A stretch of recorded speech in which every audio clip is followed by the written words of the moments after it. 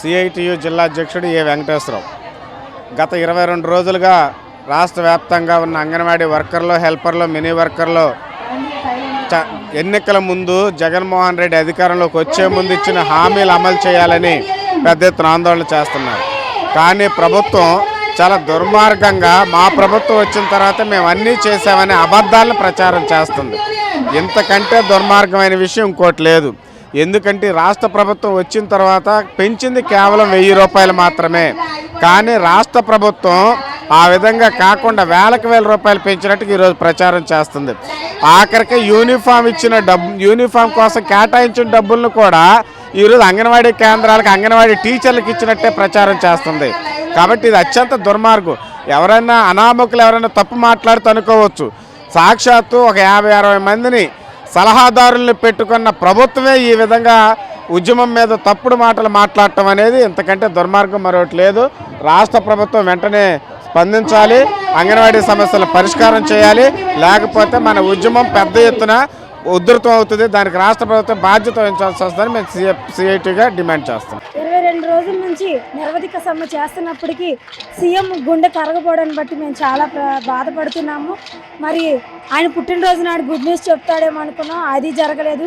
Christmas కానీ జనవరి 1 కానీ ఆటకు కూడా మేము ఇలా టెంట్లో కూర్చోవాల్సిన పరిస్థితి.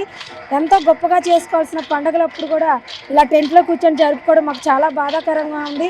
కనీసం కొత్త సంవత్సరానికైనా సీఎం గారు గుడ్ న్యూస్ చెప్తారని ఆలోచించాం. కానీ ఆయన మనసు ఇప్పటికీ కరగపోవడం బట్టి మాకు చాలా బాధాకరంగా ఉంది. ఇప్పటికైనా ఆయన హృదయాన్ని మెత్తదనంగా చేసుకొని మరి మాకు కనీస వేతన 26,000 ఇవ్వాలని, గ్రాట్యుటీ ఇవ్వాలని మరి నేను కోరుకుంటున్నాను.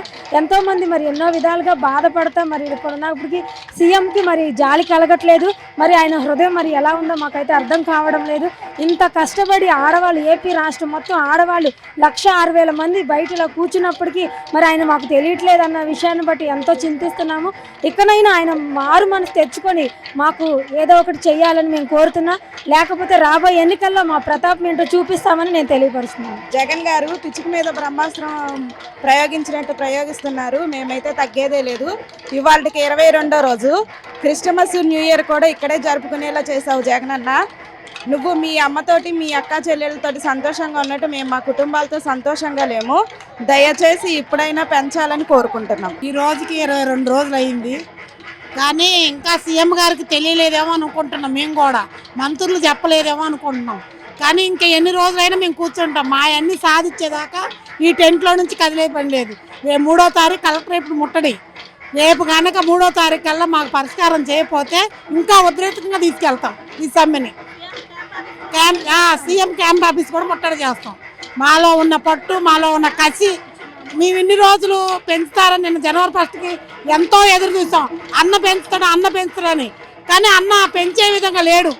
కానీ సొంత చెల్లెల్ని అట్లా చేశాడు, మమ్మల్ని కూడా ఇలా చేశాడు. ఇప్పుడు మేము భావిస్తున్నాం. అందరూ అంటే ఏదో పుకారు అనుకున్నాం. కానీ ఇప్పుడు మాకు బాధ కలిగింది. వాళ్ళ చెల్లెల్ని ఎలా చేశాడో మమ్మల్ని అలానే చేశాడు. అక్క చెల్లెన్న చేయని దేనికైనా సిద్ధమే. మేము సావుకైనా సిద్ధమే. మేము దేనికైనా బలిదానానికైనా సిద్ధమే. సాధించుకొని వెళ్తాం. దేనికైనా సిద్ధమే. 22 రోజుల నుంచి ధర్నా చేస్తున్నాం. ఇంతవరకు సీఎం గారికే తెలియదు అంటే అది నమ్మశక్యమేనా? మీడియా ఉంది, ఇంతమంది ఉన్నారు, కానీ ఆయనకే తెలియదు అంటున్నారు. అదే మా బాధ. మా సమస్యలు తొందరగా పరిష్కరిస్తే మేము డ్యూటీలో జాయిన్ అవుతాం.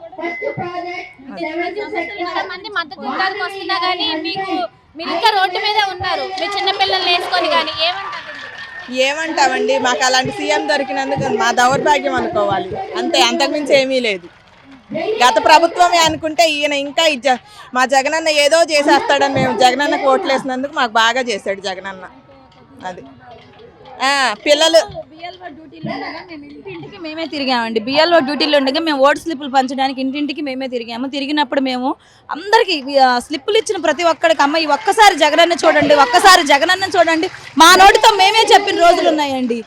మాకేదో చేస్తాడు, మమ్మల్ని ఏదో మాకు న్యాయం చేస్తాడు, మా పక్షాన ఉంటాడు అని మేము బిఎల్ఓ స్లిప్పులు ఇచ్చిన ప్రతి ఒక్కరికి మేము చెప్పాము. కానీ ఈ రోజు మమ్మల్ని రోడ్డు మీద కూర్చోబెట్టి ఆయనకు డిపాజిట్లు కూడా రానికుండా చేసుకుంటున్నాడండి. అంగన్వాడీల సమస్యలు పరిష్కరించాలని కోరుతూ నేటికి 22 రోజులు అయింది. సమ్మె ఉధృతంగా జరుగుతుంది. అంగన్వాడీ కార్యకర్తలు మొదటి రోజు ఎంత దీక్షగా కూర్చున్నామో ఈ రోజు కూడా అంత దీక్షగానే 22 రోజులైనా సరే మా సమస్య పరిష్కరించండి అని చెప్పి మాకు కనీస వేతనం 22,000 రూపాయలు ఇవ్వాలి, గ్రాడ్యుటీ అమలు చేయాలి, మినీ వర్కర్లందరినీ మెయిన్ వర్కర్లుగా తీసుకోవాలి అనే దాని మీద గట్టిగా పట్టుదలగా సమ్మె చేస్తున్నారు. ఈ ప్రభుత్వం ఇప్పటికైనా చర్చలకు పిలవాలి, సానుకూలంగా స్పందించాలి, మా సమస్యల్ని పరిష్కరించాలి. లేని పక్షంలో రేపు మేము కలెక్టరేట్ల దగ్గర బైఠాయింపు అనేది మాకు రేపు ఉంది.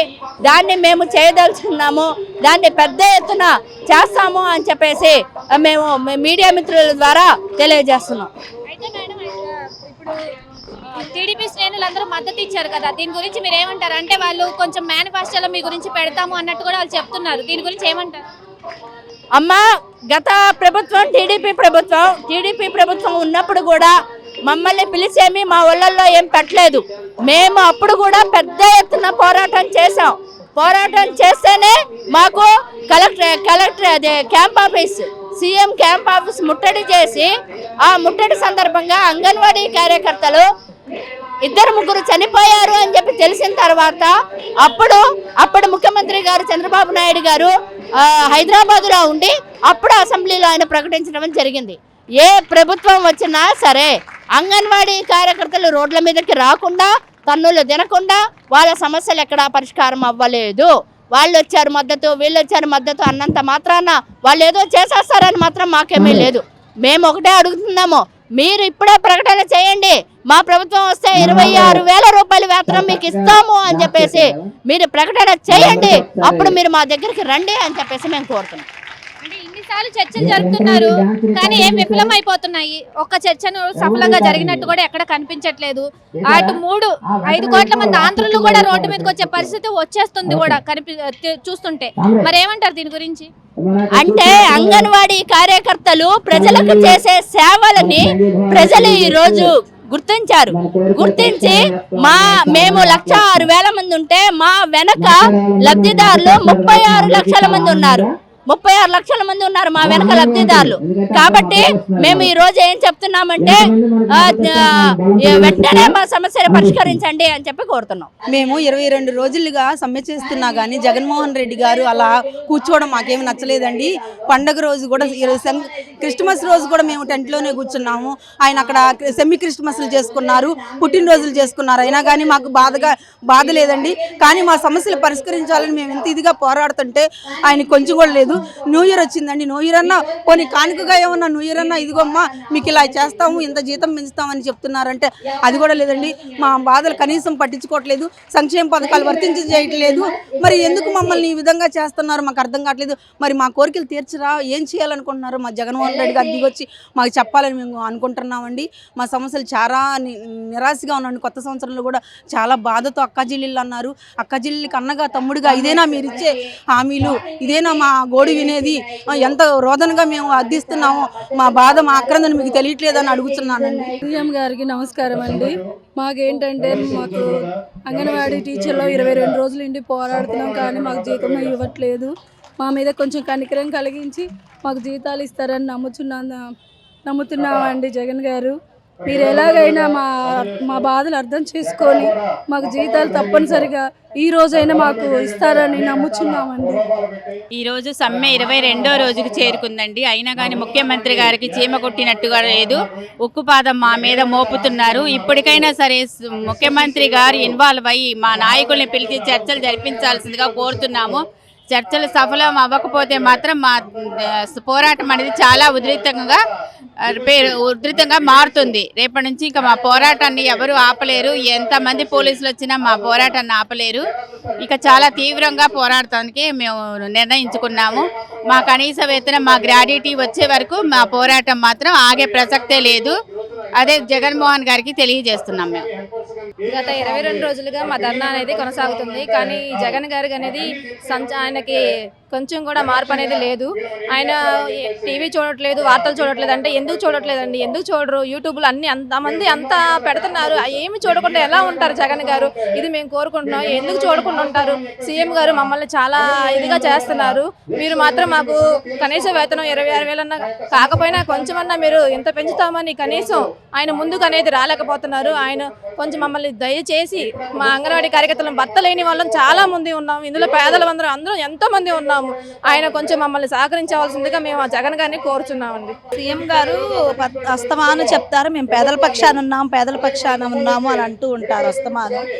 మరి అంగన్వాడీ టీచర్స్ల పేదలు మీకు కనిపించలేదా అని అడుగుతున్నామండి. ఎంతమంది పేదలు ఉన్నారు, ఎంతమంది బడుగు బలహీన వర్గాలు ఉన్నారు, ఎస్టీలకు చెందిన వాళ్ళు, ఎస్సీలకు చెందిన వాళ్ళు, ఇంకా ఎంతోమంది, అందరూ చాలా లోపావతి ఉన్న వాళ్ళమే ఉన్నాం కదా. మరి మా సంక్షేమం మీకు పట్టదా అని అడుగుతున్నామండి.